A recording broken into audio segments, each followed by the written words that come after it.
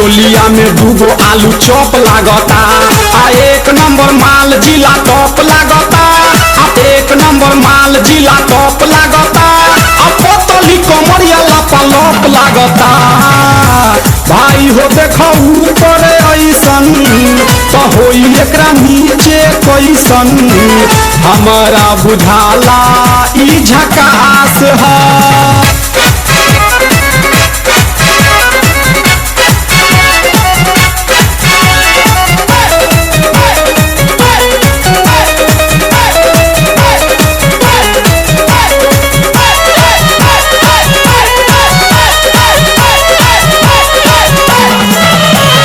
रहिया में खूब अगरा के चलेली नवहिन के दिल धड़का के चलेली आ छोटे छोटे कपड़ा चढ़ा के चलेली आ छोटे छोटे कपड़ा चढ़ा के चलेली आ से कसी बदनिया देखा के चलेली।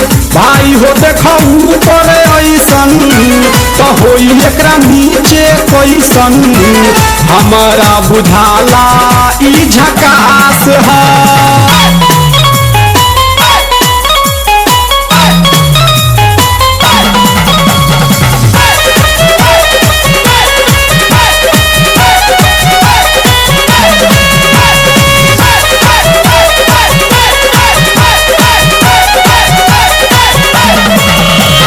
सोलह साल के एज में बेजोर लागेली देखो देखो चांदी चकोर लागेली आ चढ़ल बा जवानी पोरे पोर लागेली आ चढ़ल बा जवानी पोरे पोर लागेली आ दिलवा चोरावे वाली चोर लागेली।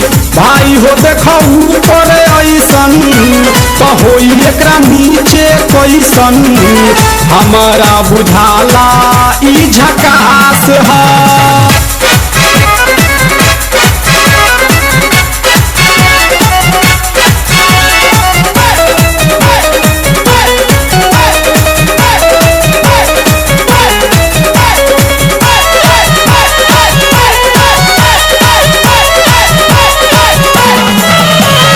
ऐसन माल पाई जे निहाल हो जाई सकल बल मुआयब कमाल हो जाई आ फेर जेल जाए के सवाल हो जाई आ फेर जेल जाए के सवाल हो जाई आ लागता ई गाना पर बवाल हो जाई। भाई हो देखो ऊपर ऐसन तो होई एकरा नीचे कैसन हमारा बुझाला ई झकास है।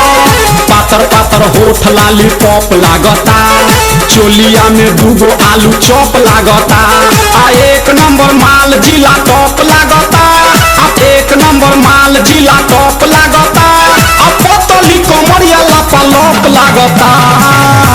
भाई हो देखो ऊपर ऐसन तो होई एकरा नीचे कैसन हमारा बुझाला ई झकास है।